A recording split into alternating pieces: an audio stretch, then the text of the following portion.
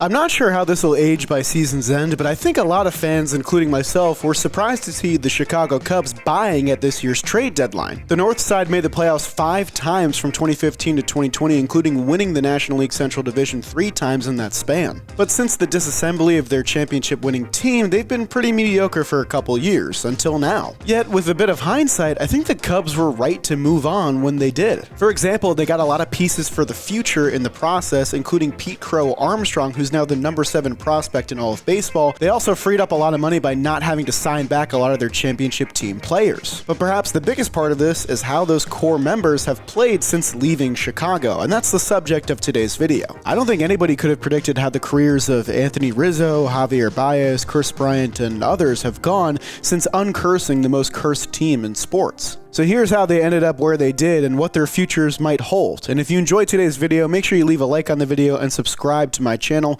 Also ring the bell for all future notifications. Let's go. We first have to turn things back to the 2021 trade deadline to set the scene. People forget that the Cubs were well into contention throughout the majority of the first half of the season and had a shot to buy in one last time and contend, even with all of their key pieces on soon-to-be expiring contracts. As late as June 2nd, the team was 42-33, 9 games over 500, and tied for first in the competitive NL Central Division. And then, you know when you go up King to Ka at blazing speed that it almost doesn't even register what's going to happen next? I'm asking because I've never been on King to Ka. Look at that thing. It's a death trap. Well, the fall is a whole lot more memorable than the ride up, and 2021 Cubs fans know exactly what I'm talking about. The Cubs absolutely derailed any hope of one last go with arguably their best core ever when they ripped off an 11-game losing streak with sweeps at the hands of the first-place Dodgers, first-place Brewers, and then the Reds joined in too, because why not? In the span of a week and a half, Chicago went from one last dance with a beloved team to staring down the barrel of a fire sale, now with a losing record in the early days of July.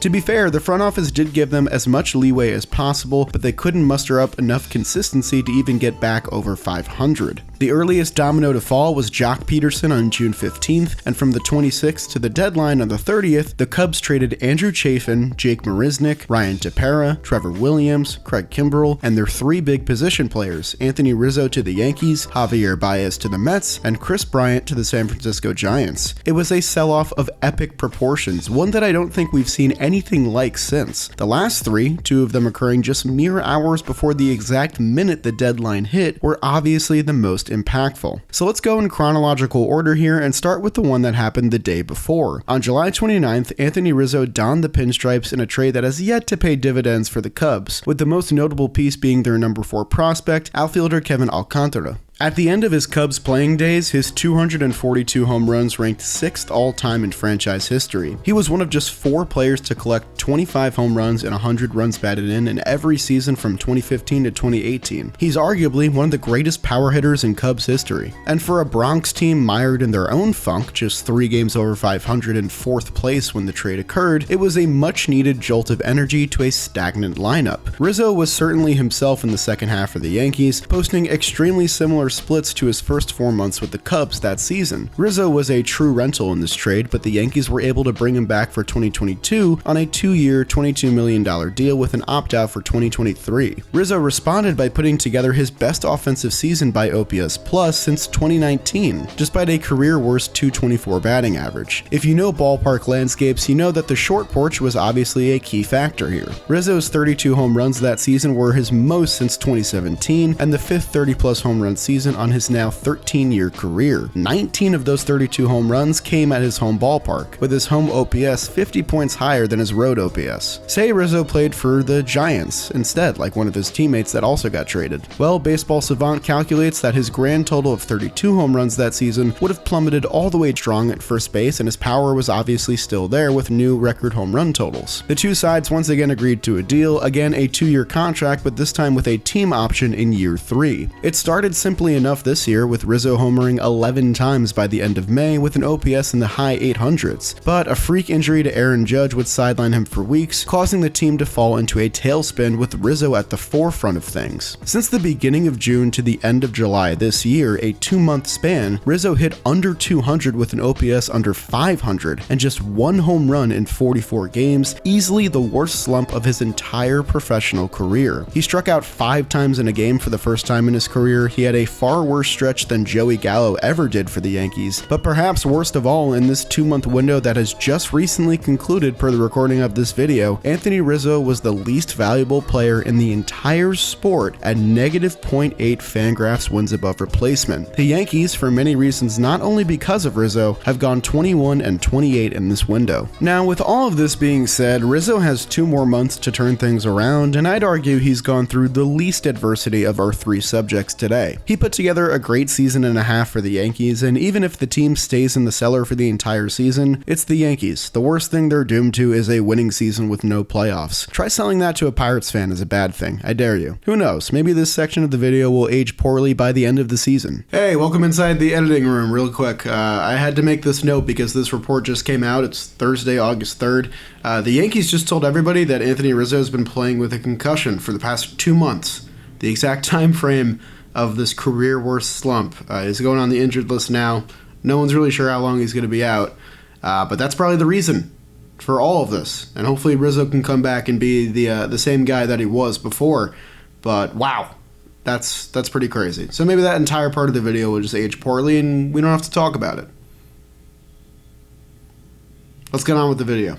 Turning things back to the 2021 trade deadline, a day later, the teardown continued on the north side, with shortstop Javier Baez being the next to go. Baez's legacy in Chicago was a bit different from the rock-solid consistency of Anthony Rizzo, in that he had seriously high highs and very low lows. He finished runner-up in National League MVP voting in 2018, then posted a paltry 59 OPS plus in the pandemic season just a couple years later. Baez had a knack for highlight reel plays, but also had plenty of shortcomings defensively as well. He was lightning in a bottle, but led the league in strikeouts and swinging at pitches out of the zone by a healthy margin at the time of his trade. But even with the roller coaster ride of his career, he was beloved by Cubs fans, and I'm pretty sure no one wanted to see him go. People tend to forget just how good Baez was for the New York Mets as a rental in the latter half of 2021, even if the trade didn't make much sense in hindsight. He saw his OPS plus skyrocket to 140 and strikeout rate drop by 8% in Queens. What's far more remembered is him and Francisco Lindor for booing back at the Mets fans who were booing the team and celebrating hits by throwing up a thumbs down. They floundered in the second half despite their best efforts and missed the playoffs entirely. Baez hit free agency that offseason with many suitors eyeing his newfound plate discipline and power. The surprise victor of the bidding war was the Detroit Tigers, who were trying to steady their 2021 second half momentum with a big-time free agent addition alongside Eduardo Rodriguez. The problem is, almost as soon as his tenure in Detroit began, Baez regressed considerably and appeared far worse than he ever had before. Baez had the second worst walk-to-strikeout ratio and a bottom 5 on-base percentage in all of baseball. He was well below the league average threshold for OPS plus, and he swung at a higher percentage of pitches outside of the strike zone than any other major league batter at nearly 50%.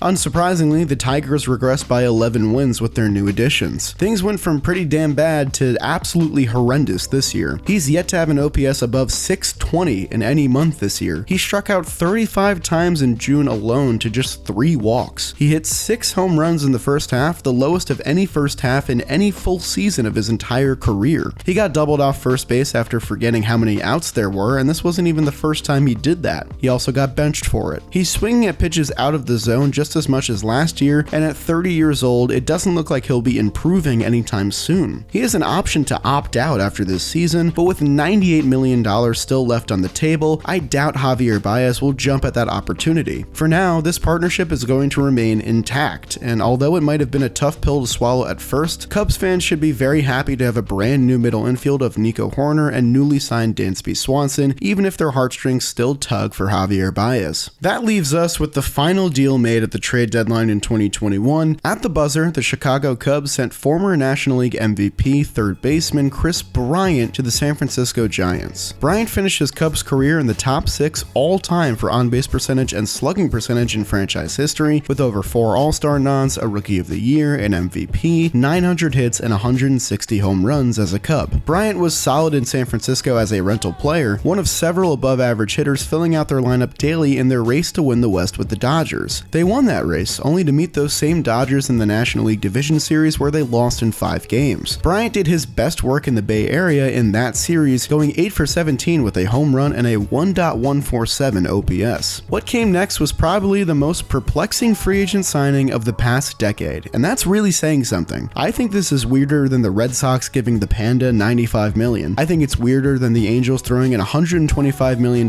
bag at a washed-up Josh Hamilton. I'd even argue that it's weirder than the Yankees poaching Jacoby Ellsbury from their rival for $150 million, only for him to disappear from the sport immediately. That's really saying something. The intense bidding war for Kris Bryant was won by none other than the Colorado Rockies, who gave Bryant an unbelievable 7-year, $182 million contract just a year after trading away a better third baseman and giving the receiving team $50 million for their troubles. The thing is, they've barely seen him throughout the 2 years of this deal so far. Bryant played at least 140 games in 5 of the first 6 full seasons of his career, and yet he has played just 100 games in 2 years as a Rocky thus far. He was a non-factor in his first month in 2022, then he missed most of May and June with a back injury, came back and had an OPS above 1,000 in July, and then missed the final 2 months of last season with plantar fasciitis and a bone bruise in his right foot. Perhaps the weirdest part of all is that in his first season in the purple and black, Bryant got 111 plate appearances at Coors Field and failed to hit a single home run at his home ballpark. Coors Field, the bandbox of all bandboxes, and Kris Bryant couldn't hit a single ball out of the park. 2023 was supposed to be a clean slate for the third baseman turned left fielder, but it's been more of the same. Bryant played through the first 2 months before missing all of June with a heel injury. He resurfaced for a solid July, and then he hit the IL again for the 4th time in 2 years with a fractured index finger this time. In his sparse playing time in Colorado, he's been a smidge above the league average OPS plus, and he's hit just 13 home runs, half of his total from his first season when he won NL Rookie of the Year back in 2015. He finally hit one at Coors Field though, so at least there's some progress there. With 5 years and well over $125 million left on his massive payout, the Rockies have to keep their fingers crossed that Bryant can turn the corner and return to the player he used to be. He might not be a viable candidate to lead any Rockies team to success though, with his defense declining by the year, his slugging line well below his career average, and his age pushing into the mid-30s. Well, actually, as long as ticket sales stay high, I'm sure the Rockies front office won't be too bent up about things. And that is the story of the shocking decline of the Cubs championship core. Who knows what the future holds for Rizzo, Bryant, Baez, and others,